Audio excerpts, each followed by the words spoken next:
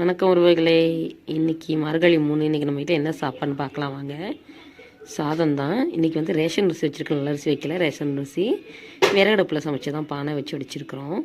அடுத்து பார்த்திங்கன்னா நம்ம வீட்டிலையே வந்து தோட்டத்தில் இருந்து சுக்குடி கீரை வந்துட்டு பறித்து அது வந்து பொரியல் செஞ்சுருக்கோம். பூண்டு ஜீரகம்லாம் தட்டி போட்டு செஞ்சுருக்கிறோம். கீரை கொஞ்சம் கம்மியாக தான் இருந்துச்சு.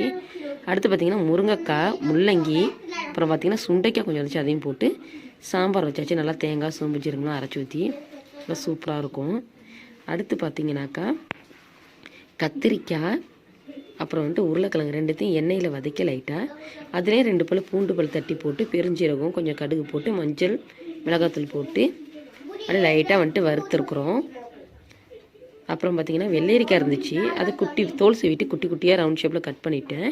வெங்காயம் நீல வாக்கில் கட் பண்ணிட்டேன். மோர் மிளகாய் சாலட் மாதிரி வச்சு சாப்பிட்டுக்கலாம், கடிச்சு சாப்பிட்டு நல்லாயிருக்குன்னு சொல்லிட்டு ரெடி பண்ணியாச்சு. இன்றைக்கி நம்ம வீட்டு சாப்பாடு இது தான். உங்கள் வீட்டில் என்ன சாப்பாடு கமெண்ட் பண்ணுங்கள். நம்மளோட வீடியோ ஃபஸ்ட் டைம் பார்க்குறாங்க, நம்ம சேனலை சப்ஸ்கிரைப் பண்ணுங்கள். வீடியோ பிடிச்சா லைக் பண்ணுங்கள்.